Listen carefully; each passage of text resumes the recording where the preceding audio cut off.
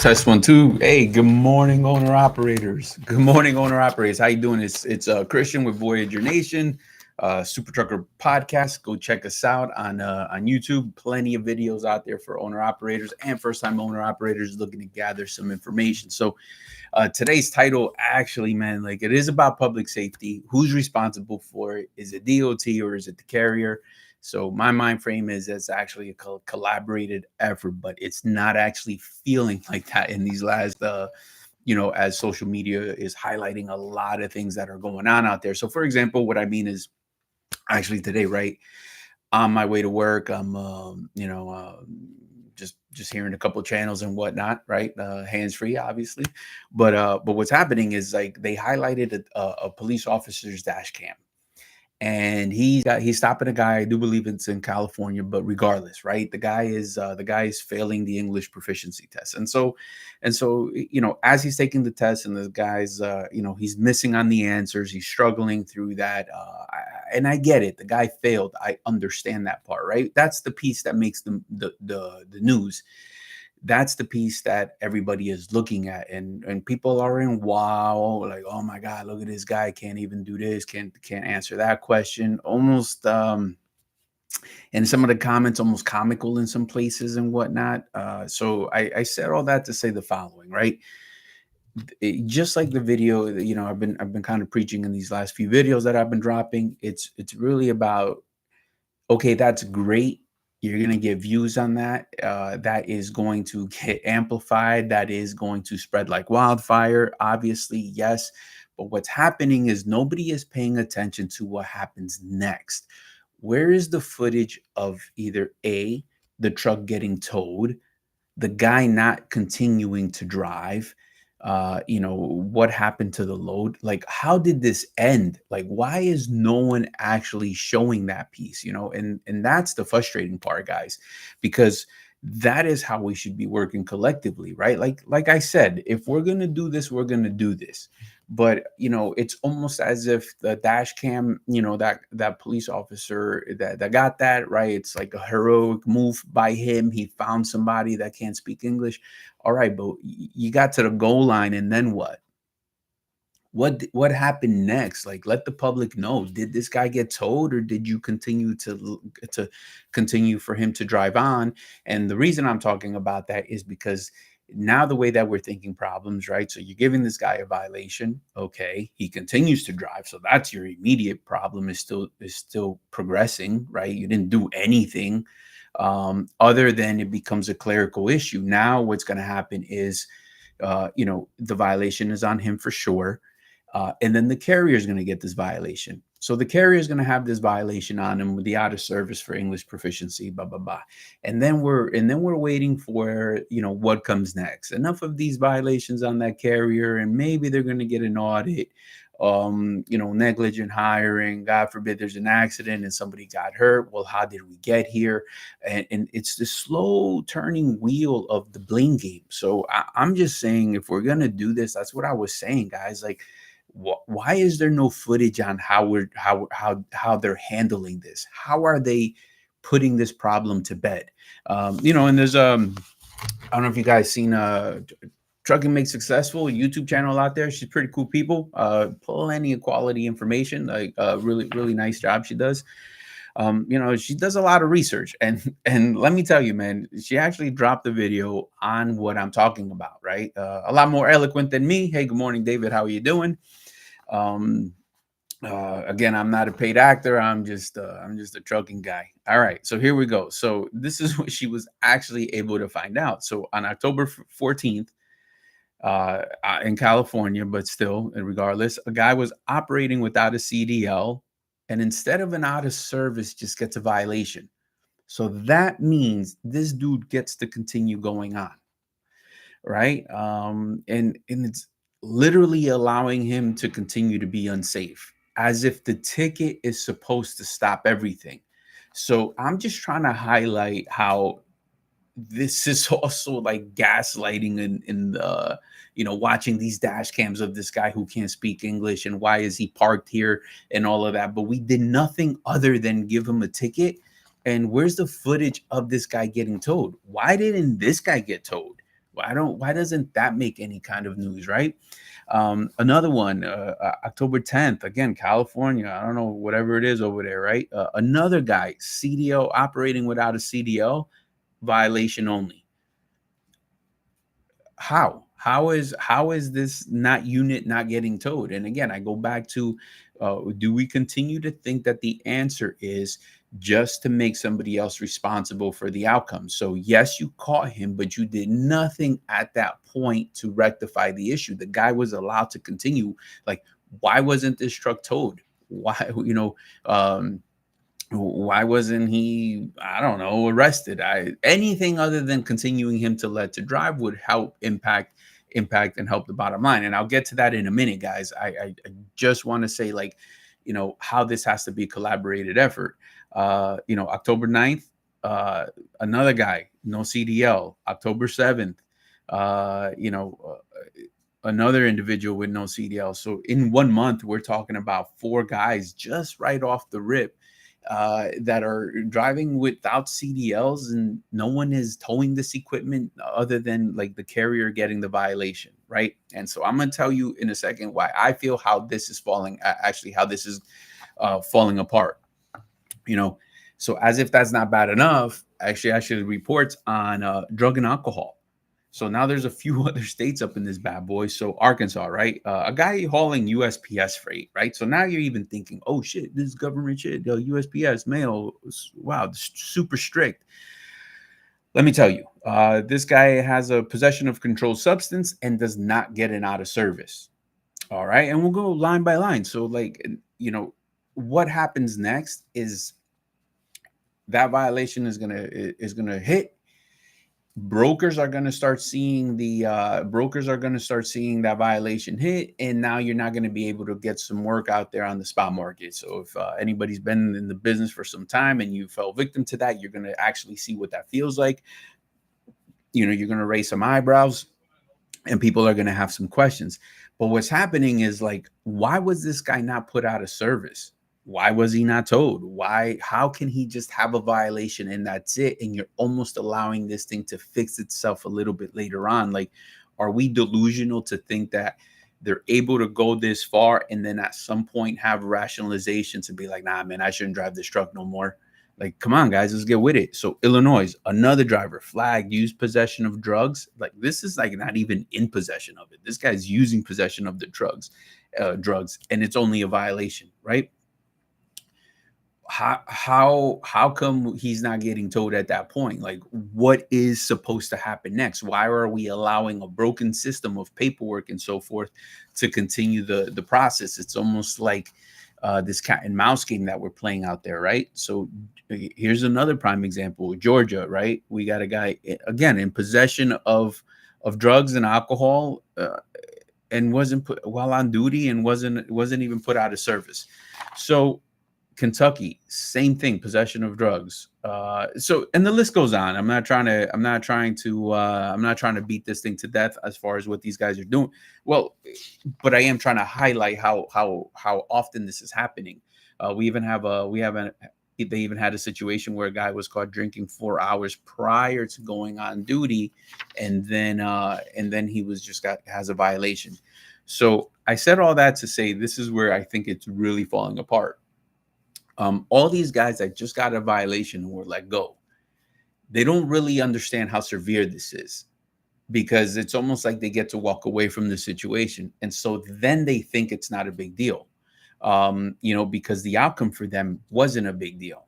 So just like the guy that was on that dash cam this morning, where, he's getting a violation for an out of service, potentially for not speaking English. Like, to him, he thinks he got a warning.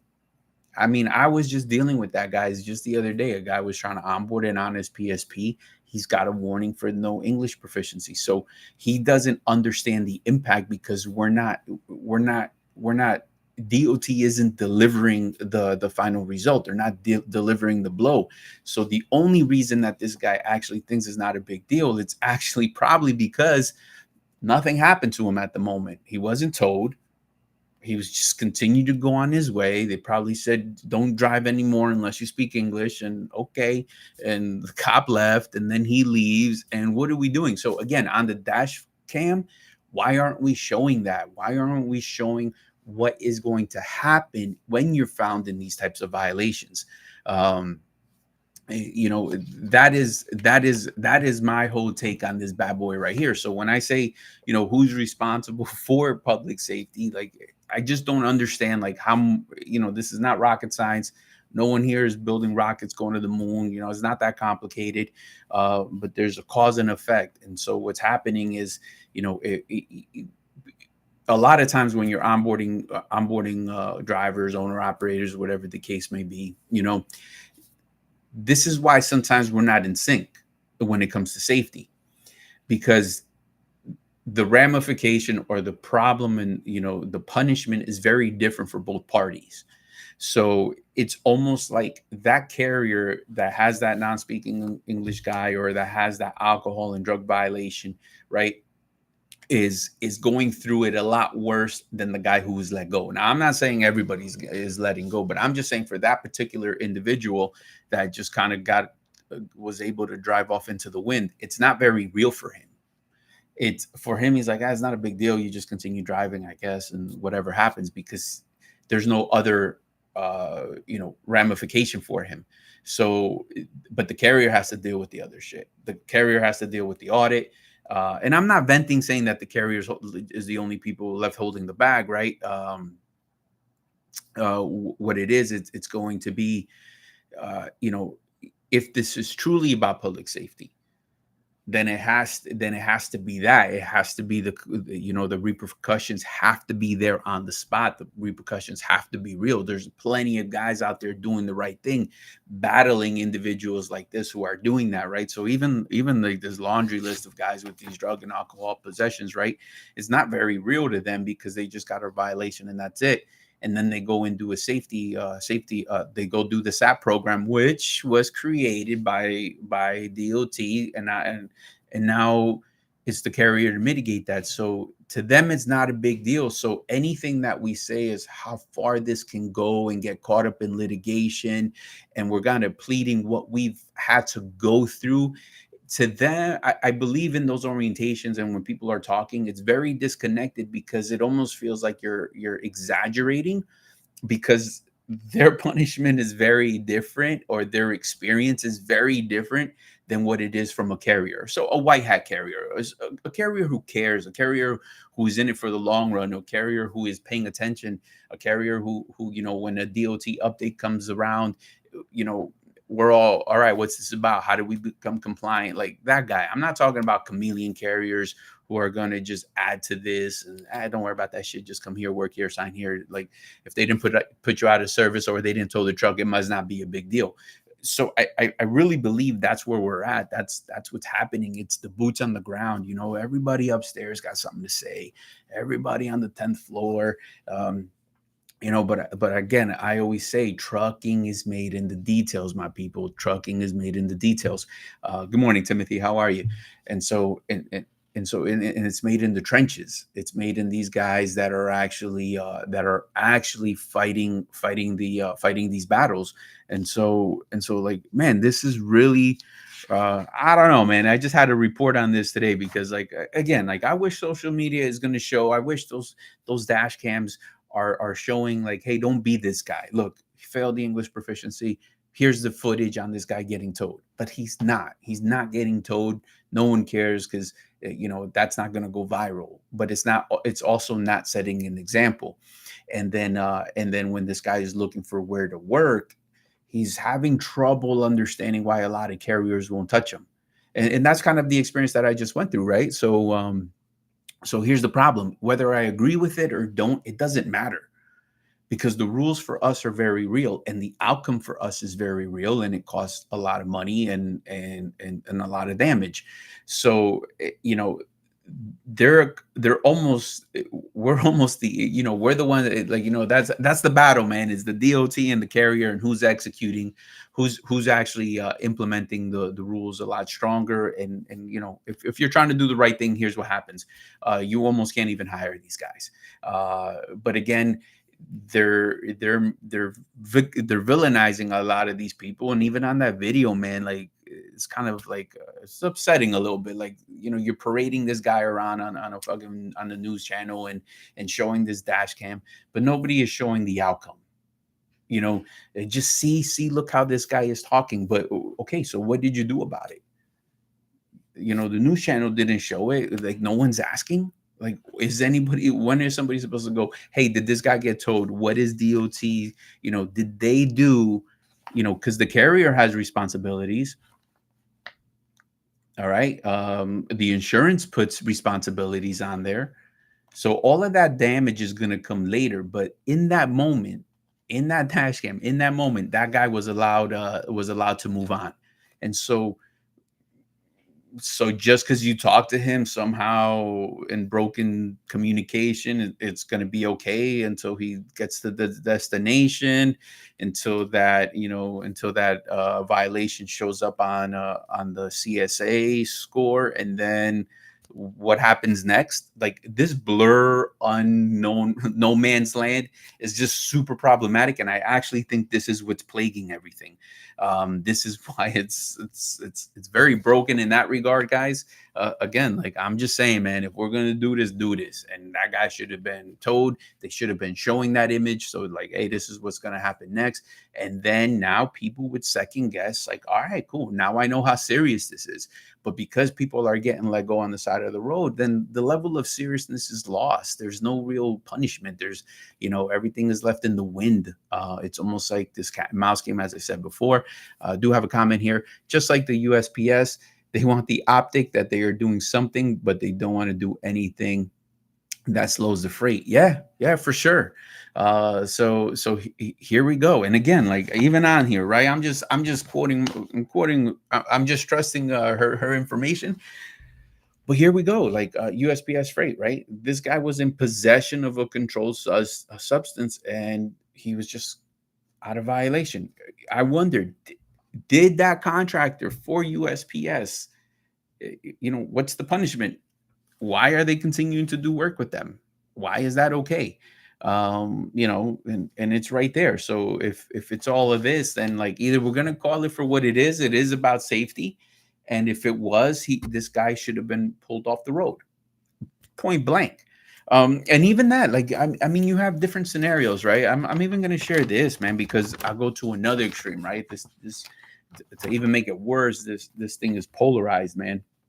So got some stuff here, right, on an accident and whatever. So now I got this guy padding, right? So I'm getting violations of, obviously, trailers freaking mangled. So anyway, lower rail drop frame, trailer twisted, bent, cracked, from fatigue. It's only like that because of the accident. It wasn't getting hauled there. We don't haul rust buckets. Frame crack, loose, broken frame member, affected support and functional components. Only because of the accident. That's why it got like that. So imagine that. So now you got this hero, upper rail fringe broken and complete separation because of the accident. So, like, now you got this guy lighting people up post accident. And the equipment is only like that because of the post accidents. But again, it's like, you're getting out of services for this. Hell yeah, you're getting out of services for that. It was never hauled that way. It was only that way after the accident. But now here we go. Like, now this guy is solving a problem, and just penciling this thing down. And so now you're kind of fighting this, where you're like, man, this is just irrational, right? And I'm not even battling any of the other violations. I'm just saying, like, where's the common sense in this, right? Obviously, you're going to see that, I almost feel like this guy is just throwing everything he can and to see what sticks, right? Thank God there's a platform to data queue things and get certain stuff off. But again, like, this cat and mouse game as to what the outcome is for this, right? Because even on that, like, right, let's really talk about that. Let's just pretend that all this was real for this guy, right? You're giving it to the unit two, and almost giving the guy his pass on, on his pre-trips, right? So just kind of checking that out. Hold on one second, guys. So we'll see that. So again, it's just kind of interesting to see what happens out there, and how to make things better. And all right, so I don't know. So I don't know. All right, I guess censorship. So here we go. All right, guys. So make sure you like, share, subscribe. That's what we do here.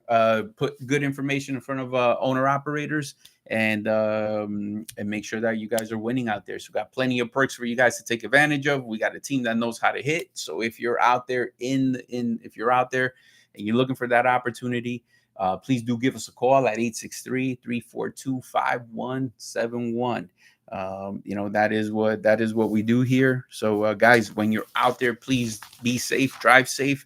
Again, we always talk, I like to give that update on inventory that they possibly dropped at Lone Mountain. So let me see what today's looks like, just to keep you guys in the loop for who's ever looking. Let me see. All right.